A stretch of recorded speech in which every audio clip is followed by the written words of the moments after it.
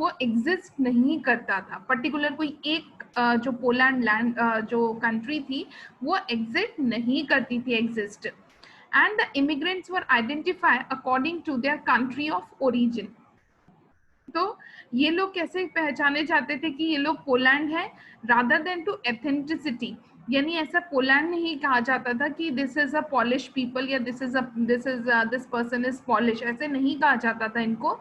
इनको कैसे कहते थे कि जिस कंट्री से ये बिलोंग करते थे, ये पोलैंड का पॉलिश पीपल, वहां की कंट्री के नाम से जाना जाता था।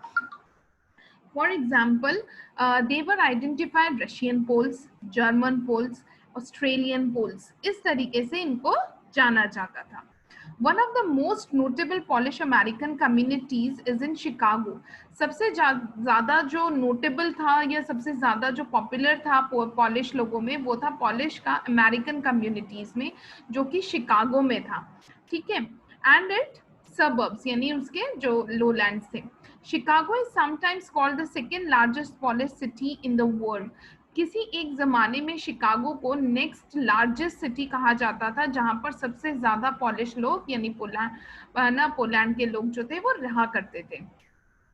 Next only to verso, verso के बाद the capital of Poland. Polish Americans were sometimes discriminated against the United States, as were the Irish, Italians and Jews. Now क्या होता था कि कभी कभार ऐसा भी देखा गया है, जो पॉलिश अमेरिकन्स जो थे वो डिस्क्रिमिनेट किए जाते थे यूनाइटेड स्टेट में, उनका डिस्क्रिमिनेशन होता था as were the Irish, Italians और ज्यूज से।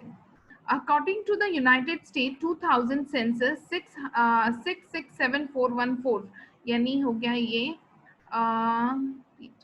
661,414 Americans of the age of 5 years and older reported Polish as the language spoken at home, which is about 1.4% of the people who speak languages other than English, or 0.2% of the US population.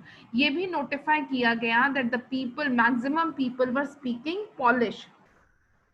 Okay, now coming to the chapter. Today, Monday, now the story started. Today, Monday, Venda Petrovsky was not in her seat.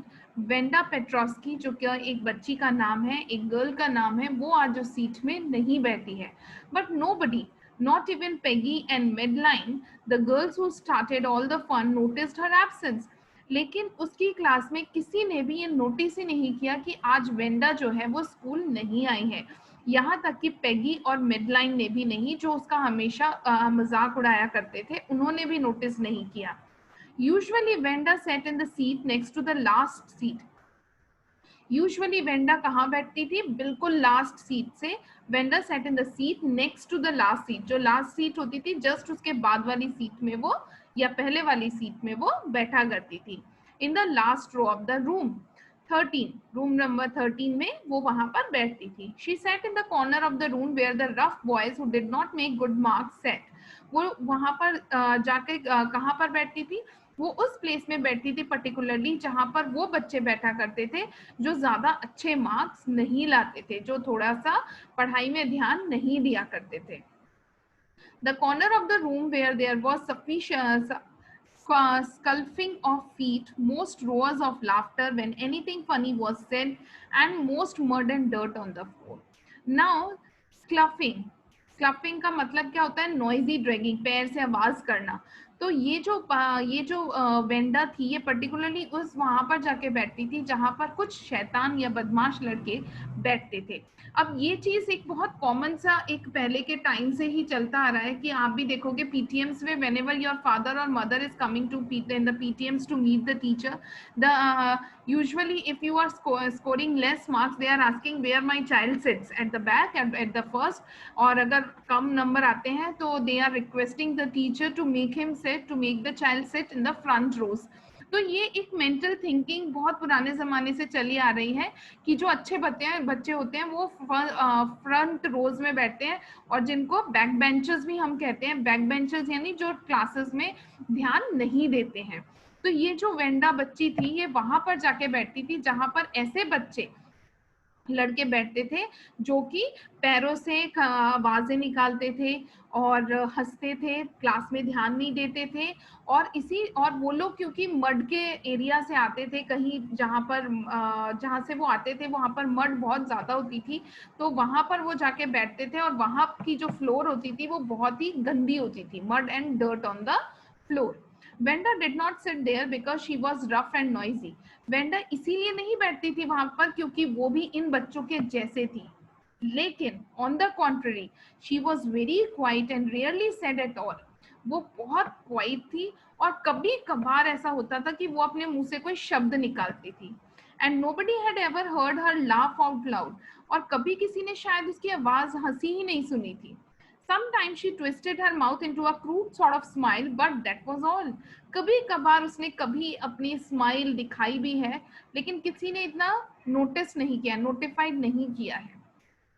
Nobody knew exactly why Venda sat in the seat. किसी को भी नहीं पता why she has chosen that particular seat to be sit, unless it was because she came all the way from the Boggings Heights and her feet were usually caked with the dry mud. Now people जो students थे, the other students were just only perceptions उनके थे कि because she is coming from the way where there was too much mud, वहाँ पर गंदगी होती है, वो उस रास्ते से आती है, that is why must be she had chosen that particular row to be sit. But no one really thought much about Venda. लेकिन किसी ने भी वेंडा के लिए इतना ज्यादा सीरियसली कभी नहीं सोचा था।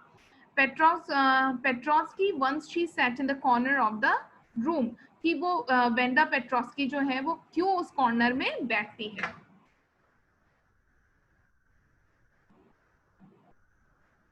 The time when they thought about Venda was outside of the school hours. वो लोग कब सोचते थे वेंडा के लिए?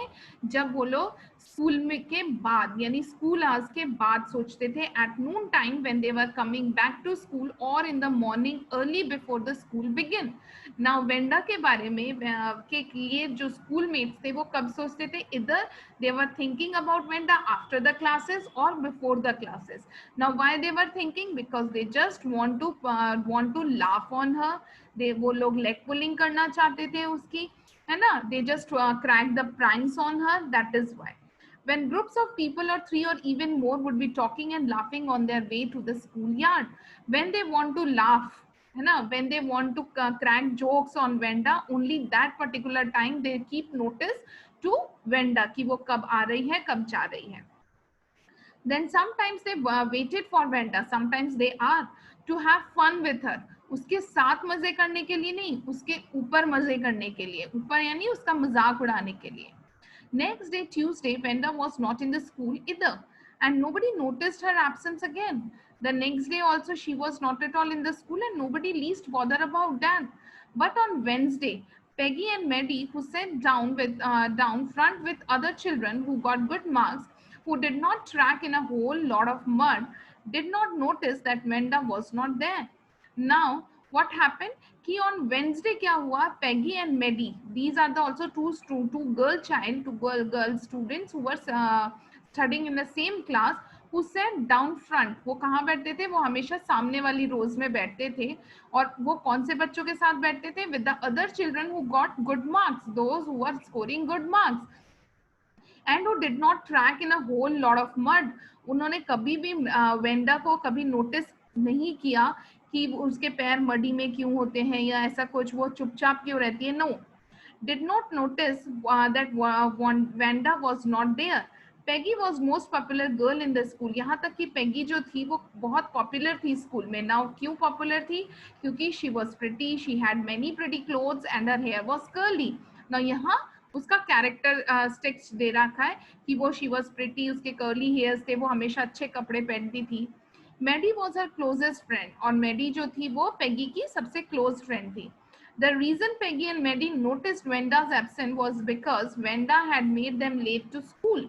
Now, आज वेंसडे को वेंडा ने क्यों नोटिस किया, या पेगी ने वेंडा और पेगी ने क्यों नोटिस किया कि सॉरी वेंडा पेगी ने नहीं, पेगी और मैडी ने क्यों नोटिस किया कि वेंडा जो है वो स्कूल नहीं आई है?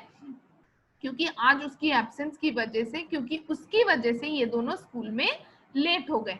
अब वेंडा तो उनके साथ आती नहीं थी ना, क्यों उनके साथ लेट हो गई?